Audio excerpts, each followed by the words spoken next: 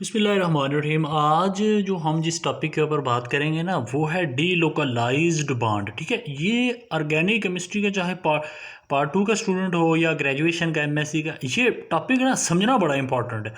क्योंकि हम देखते हैं कि ऑर्गेनिक केमिस्ट्री में डी लोकलाइज्ड बॉन्ड और जिसको आप रेजोनेंस भी बोलते हैं, डी लोकलाइजेशन है, कॉन्जुगेशन है, ये बार बार इनका लफ्ज़ आता है लेकिन ये चीज़ ना क्लियर नहीं होती। बहुत से शॉर्ट क्वेश्चन होते हैं, उनकी रीजनिंग पढ़ने जाए, उनका आंसर पढ़ने जाए तो एक ही आंसर मिल जाता है, जो due to delocalisation, due to resonance, due to mesomorphic effect.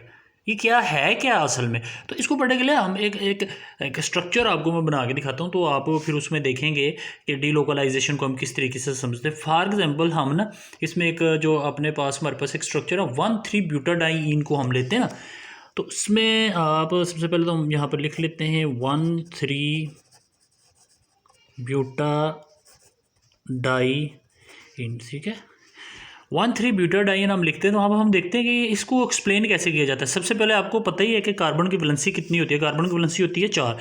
यहाँ मैं लिखने लगा हूँ कार्बन की इलेक्ट्रॉनिक कन्फिग्रेशन। ठीक है, तो कार्बन की इलेक्ट्रॉनिक कन्फिग्रेशन आपके पास 1s 2s and 2px py pz। ठीक है, अब आपको सबको पता ही है इसकी इलेक्ट्रॉनिक कन्फिग्रेशन।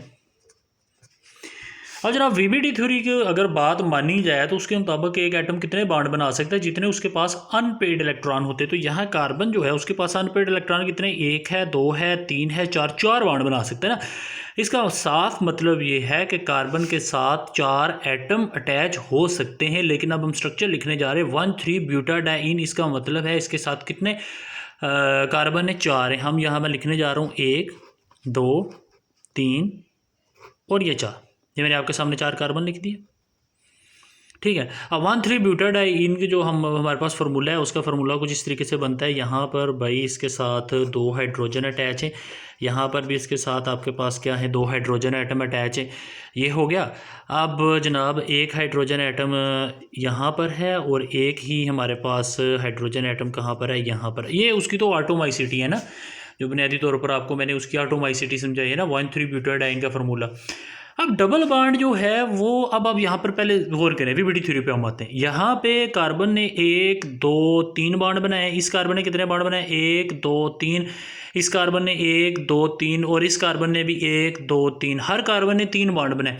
अब यहाँ पर आए 1 2 3। तो अब यहाँ पर ये साफ नज़र आ रहा है कि कार्बन जो है वो 4 उसके पास अनपेड इलेक्ट्रॉन है। कार्बन 4 एटमों को अपने साथ अटैच कर सकता है, लेकिन फिलहाल हर कार्बन के साथ कितने एटम अटैच है, 3 एटम अटैच है।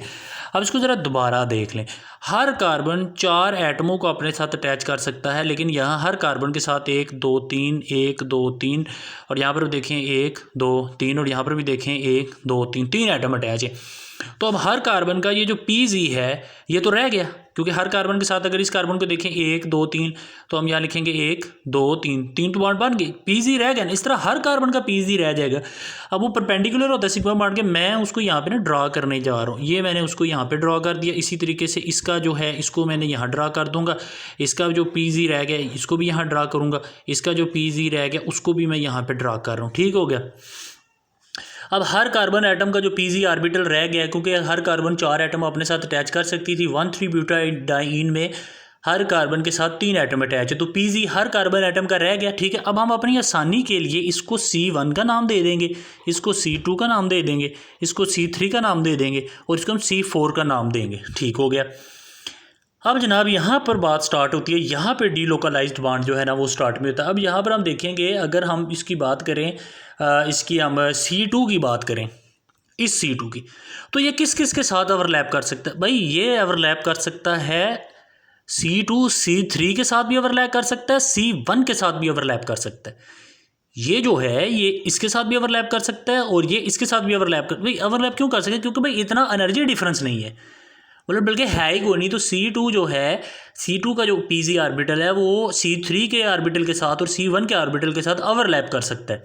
ठीक है ना, को मिसाल के तौर कितने ओवरलैप, डिफरेंस तो इतना ज़्यादा है को नहीं, हर एक का 2pg ही ऑर्बिटल है। इसी तरीके से अब अगर हम यहाँ पर आएँ C3 को देखें, इसका भी तो pg ऑर्बिटल रह गया था ना, तो ये C4 के pg ऑर्बिटल के साथ भी ओवरलैप कर सकता है और C2 के भी पीजी ऑर्बिटल के साथ ओवरलैप कर सकता है। ये है जी डीलोकलाइजेशन, ये है डीलोकलाइज बॉन्ड। तो इसके बारे में हम ये कहते हैं the overlap p orbital of C2 C3 in both directions allow the pi electrons to be spread over a large area. भाई यही है आपके पास कौन सी, किसको इसको बोलते हैं, डीलोकलाइजेशन बोलते हैं इसको। कि हमें समझ नहीं लग रही होती कि C2 जो है वो किसके साथ ओवरलैप करेगा, C1 के पीजी ऑर्बिटल के साथ ओवरलैप करेगा या C3 के पीजी के ऑर्बिटल के साथ ओवरलैप करेगा। इसी तरीके से ये जो C3 का पीजी ऑर्बिटल है ये C4 के इसके साथ भी ओवरलैप कर सकता है और इसके साथ भी ओवरलैप कर सकता है।